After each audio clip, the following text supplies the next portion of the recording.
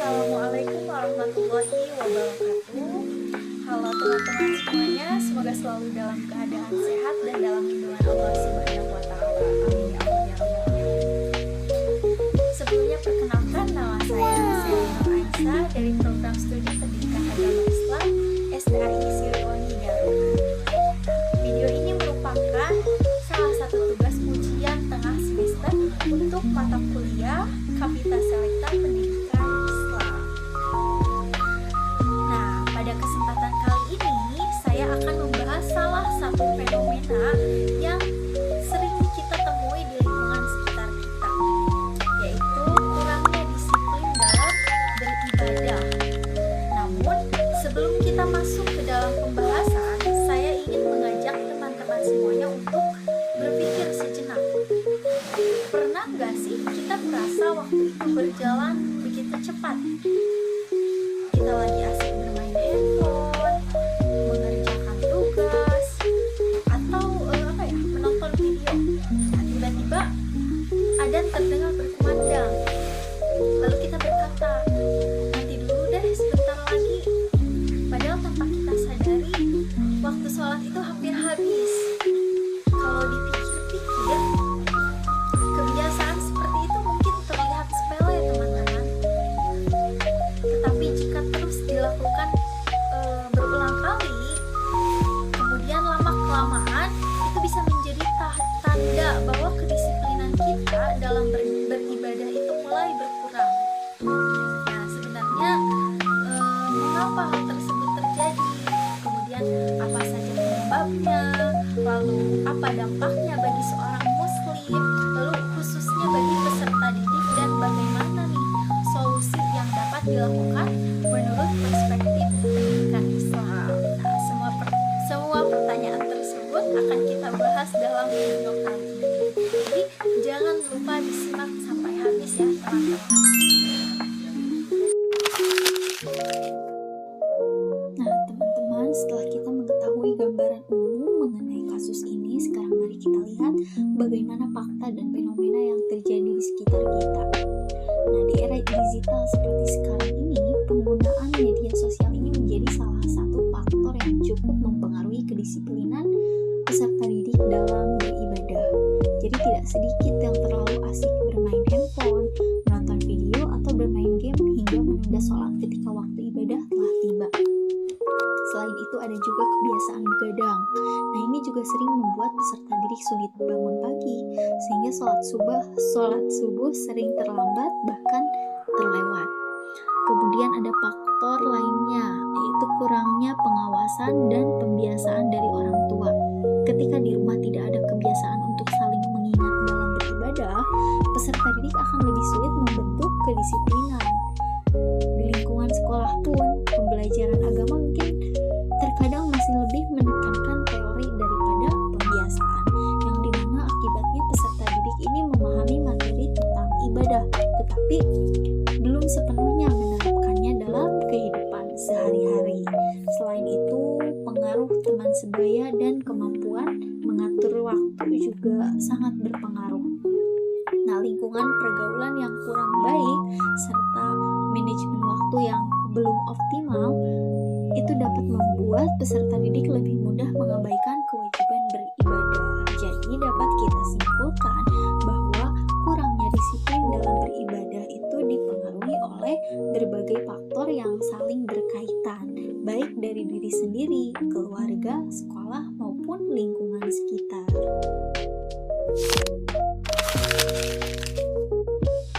Nah, teman-teman, setelah kita mengetahui gambaran umum mengenai kasus ini, sekarang mari kita lihat bagaimana fakta dan fenomena yang terjadi di sekitar kita. Nah, di era digital seperti sekarang ini, penggunaan media sosial ini menjadi salah satu faktor yang cukup mempengaruhi kedisiplinan peserta didik dalam beribadah. Jadi tidak sedikit yang terlalu asik bermain handphone, menonton video, atau bermain game hingga menunda sholat ketika waktu ibadah telah tiba. Selain itu ada juga kebiasaan begadang. Nah, ini juga sering membuat peserta didik sulit bangun pagi, sehingga sholat subuh sering terlambat bahkan terlewat. Kemudian ada faktor lainnya, yaitu kurangnya pengawasan dan pembiasaan dari orang tua. Ketika di rumah tidak ada kebiasaan untuk saling mengingat dalam beribadah, peserta didik akan lebih sulit membentuk kedisiplinan. Di lingkungan sekolah pun, pembelajaran agama mungkin terkadang masih lebih menekankan teori daripada pembiasaan, yang dimana akibatnya peserta didik ini memahami materi tentang ibadah, tetapi belum sepenuhnya menerapkannya dalam kehidupan sehari-hari. Selain itu, pengaruh teman sebaya dan kemampuan mengatur waktu juga sangat berpengaruh.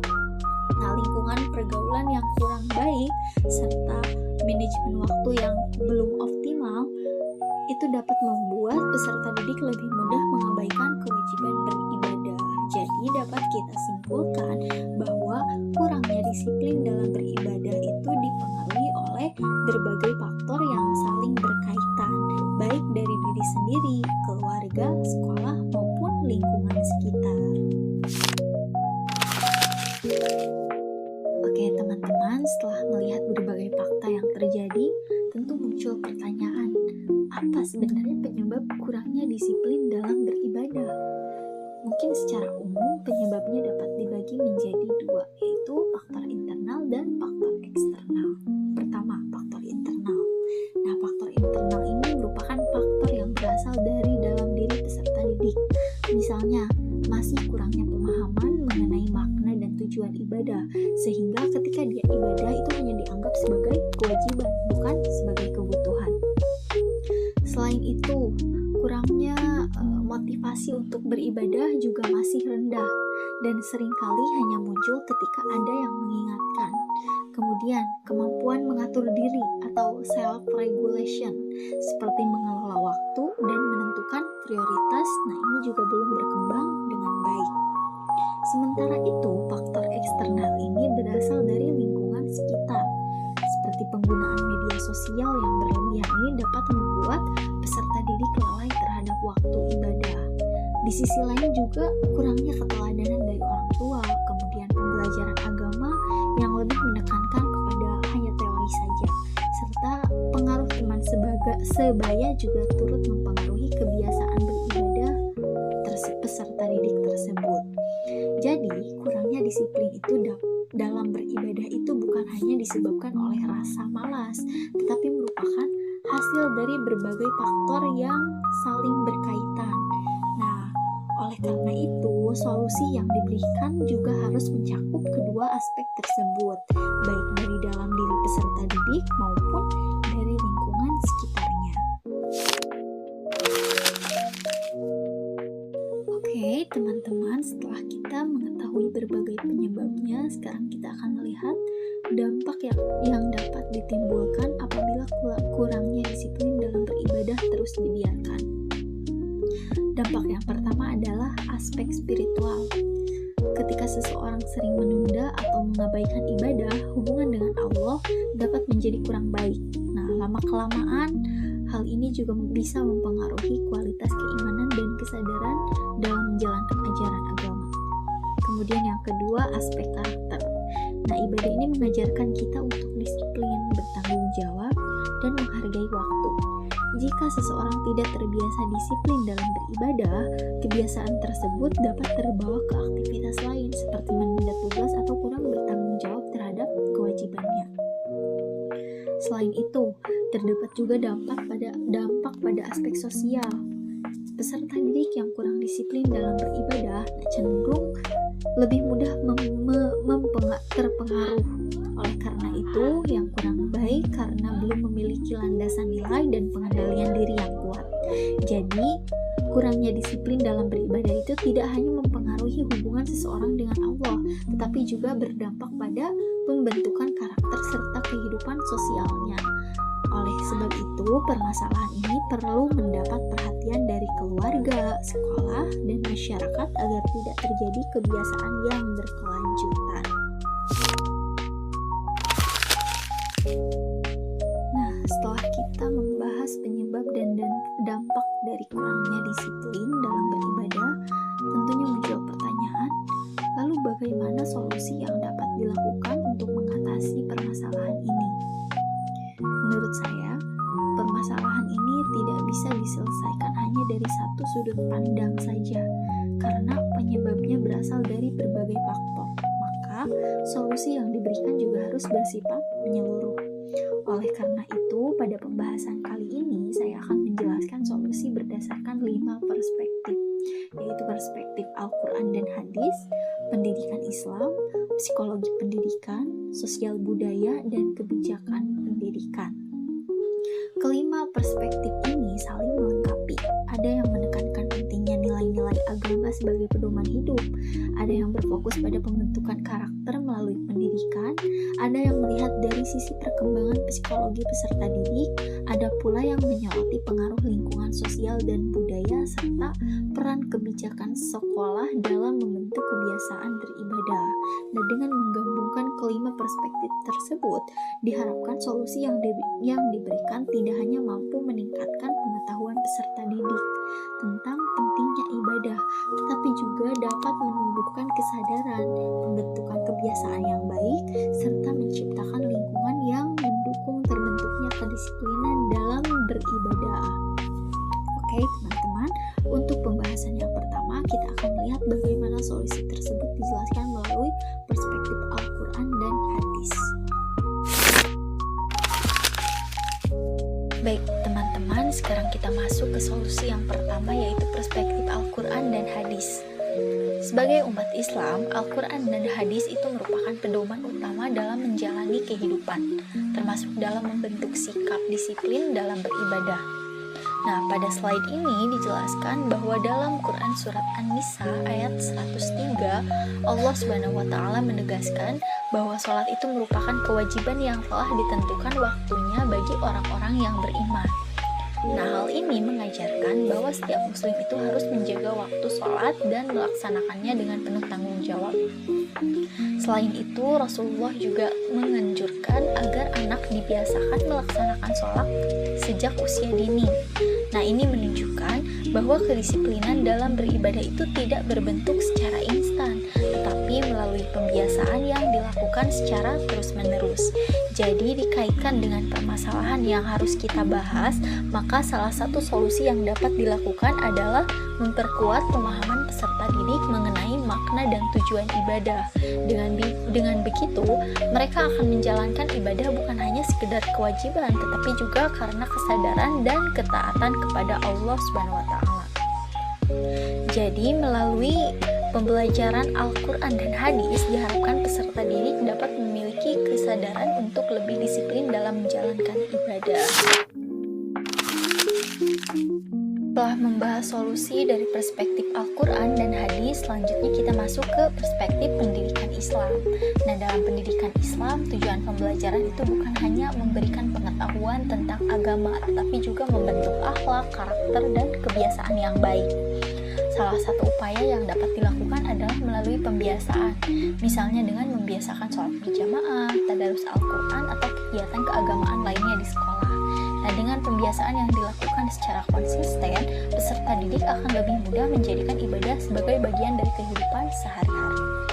Selain itu, pendidikan Islam juga menekankan pentingnya keteladanan guru dan orang tua itu memiliki peran yang besar karena peserta didik cenderung meniru apa yang mereka lihat.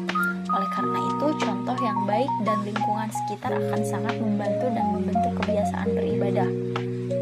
Tidak kalah penting, sekolah juga menciptakan lingkungan yang religius agar peserta didik itu merasa terbiasa dan termotivasi untuk menjalankan ibadah dengan disiplin. Jadi dapat disimpulkan bahwa menurut perspektif pendidikan Islam, kedisiplinan dalam beribadah itu dapat dibangun melalui pembiasaan, keteladanan, dan lingkungan yang mendukung, sehingga nilai-nilai agama tidak hanya dipahami tetapi juga diamalkan dalam kehidupan sehari-hari. Setelah membahas solusi dari perspektif pendidikan Islam, selanjutnya kita masuk ke perspektif psikologi pendidikan. Nah, dari sudut pandang psikologi, masa remaja itu merupakan fase di mana peserta didik masih berada dalam proses mencari jati diri. Oleh sebab itu, membentuk kebiasaan beribadah itu tidak cukup hanya dengan memberikan aturan, tetapi juga perlu membangun kesadaran dari dalam diri mereka. Salah satu caranya adalah dengan menumbuhkan motivasi intrinsik, yaitu motivasi yang berasal dari diri sendiri. Dengan adanya motivasi ini, peserta didik akan menjalankan ibadah karena memahami pentingnya ibadah, bukan karena disuruh oleh guru atau orang tua. Selain itu, guru dan orang tua juga dapat memberikan penguatan positif seperti apresiasi atau pujian ketika peserta didik itu menunjukkan kebiasaan yang baik dalam beribadah. Nah, tentu saja hal tersebut dapat meningkatkan semangat mereka untuk terus mempertahankan kebiasaan tersebut. Nah, peserta didik juga perlu dilatih memiliki kemampuan mengatur diri atau self-regulation, seperti mengelola waktu dan menentukan prioritas. Dengan begitu, mereka akan lebih mampu menyeimbangkan antara belajar, beristirahat, bermain, dan tetap melaksanakan ibadah tepat waktu. Jadi, berdasarkan perspektif psikologi pendidikan, kedisiplinan dalam beribadah itu dapat dibangun melalui motivasi dari dalam diri, penguatan positif, serta kemampuan pengendalian diri. Oke, setelah membahas solusi dari perspektif psikologi pendidikan, selanjutnya kita masuk ke perspektif sosial budaya. Nah, dalam kehidupan sehari-hari, perilaku seseorang itu sangat dipengaruhi oleh lingkungan di sekitarnya. Oleh karena itu, membentuk kedisiplinan dalam beribadah itu tidak hanya bergantung pada kesadaran individu, tetapi juga membutuhkan dukungan dari keluarga, sekolah, dan masyarakat. Nah, di lingkungan keluarga, misalnya orang tua dapat membiasakan sholat berjamaah, mengajak anak membaca Al-Quran, atau saling mengingatkan ketika waktu sholat itu telah tiba. Nah, kebiasaan sederhana seperti ini itu dapat membantu menanamkan nilai-nilai ibadah sejak dini. Selain keluarga, lingkungan masyarakat juga memiliki peran penting, seperti kegiatan pengajian, sholat berjamaah di masjid, atau peringatan hari besar Islam dapat mendorong peserta didik untuk lebih aktif dan semangat dalam beribadah. Di era digital seperti sekarang, penggunaan media sosial juga dikelola dengan bijak. Nah, peserta didik itu perlu belajar membagi waktu agar aktivitas media sosial tidak mengganggu kewajiban beribadah. Jadi, menurut perspektif sosial budaya, lingkungan yang positif itu akan sangat membantu dalam membentuk kebiasaan beribadah secara disiplin. Semakin baik lingkungan yang dimiliki, maka semakin besar pula peluang seseorang untuk mempertahankan kebiasaan baik tersebut. Bahas peran keluarga, masyarakat, dan lingkungan sosial, selanjutnya kita masuk ke perspektif yang terakhir, yaitu perspektif kebijakan pendidikan. Nah, dalam perspektif ini, sekolah itu memiliki peran penting dalam membentuk kebiasaan beribadah peserta didik.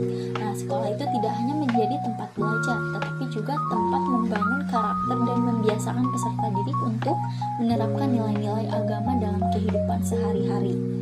Salah satu upaya yang dapat dilakukan adalah melalui program-program keagamaan seperti sholat berjamaah, tadarus Al-Quran sebelum pembelajaran dimulai, atau penggunaan buku pemantauan ibadah. Nah, program-program tersebut dapat membantu peserta didik membangun kebiasaan beribadah secara rutin.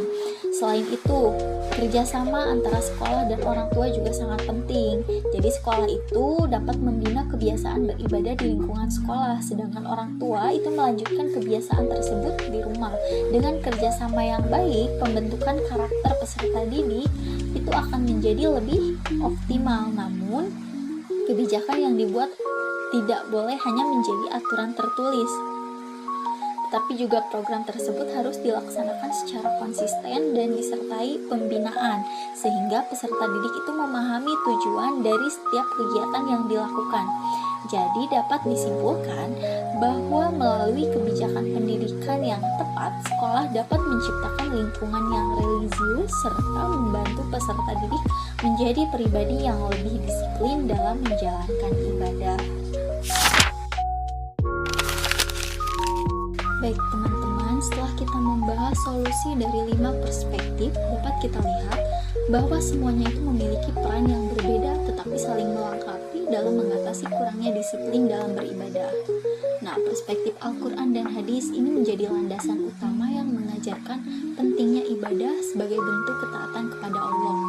Kemudian pendidikan Islam, ini berperan melalui pembiasaan dan keteladanan agar nilai-nilai agama itu dapat diterapkan dalam kehidupan sehari-hari. Selanjutnya, psikologi pendidikan. Nah, ini menekankan pentingnya membangun motivasi, kesabaran, dan kemampuan pengendalian diri.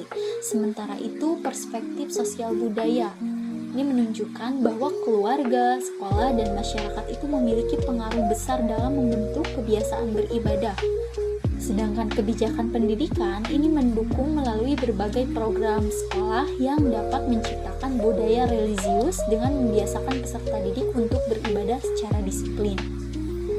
Jadi, teman-teman, dapat kita simpulkan bahwa membangun kedisiplinan dalam beribadah itu bukan hanya menjadi tanggung jawab peserta didik, tetapi diperlukan kerjasama dari berbagai pihak. Dengan adanya sinergi antara keluarga, sekolah, dan masyarakat, diharapkan peserta didik dapat menjadikan ibadah itu sebagai kebiasaan yang dilakukan dengan penuh kesadaran dan tanggung jawab. Begitu. Baik, teman-teman, sebagai penutup, saya akan menyampaikan kesimpulan ini dari pembahasan yang telah dipaparkan. Nah, berdasarkan hasil analisis, dapat disimpulkan bahwa kurangnya disiplin dalam beribadah itu dipengaruhi oleh berbagai faktor, baik yang berasal dari dalam diri peserta didik maupun dari lingkungan sekitarnya. Permasalahan ini tidak hanya berdampak pada hubungan seseorang dengan Allah, tapi juga dapat mempengaruhi pembentukan karakter, kedisiplinan, dan kehidupan sosial. Oleh sebab itu, diperlukan kerjasama antara keluarga, sekolah, dan masyarakat untuk membentuk kebiasaan beribadah yang baik. Selain itu, melalui 5 perspektif yang telah dibahas, kita dapat memahami bahwa setiap perspektif itu memiliki peran yang saling melengkapi dalam menumbuhkan kesadaran dan kedisiplinan peserta didik dalam beribadah.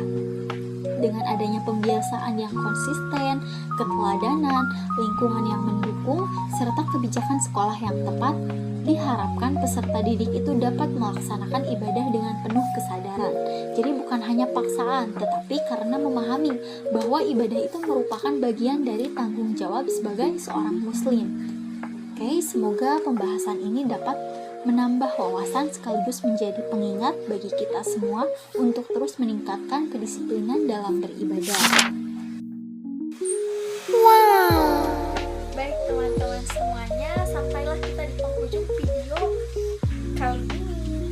Jadi semoga melalui video ini kita dapat mengambil hikmah bahwa membangun kedisiplinan dalam beribadah itu bukanlah sesuatu yang instan, tetapi membutuhkan kesadaran, pembiasaan, serta dukungan dari keluarga, sekolah, juga lingkungan sekitar kita. Semoga kita semua senantiasa diberikan kemudahan oleh Allah Subhanahu wa Ta'ala untuk menjadi pribadi yang lebih disiplin dalam menjalankan ibadah dan mampu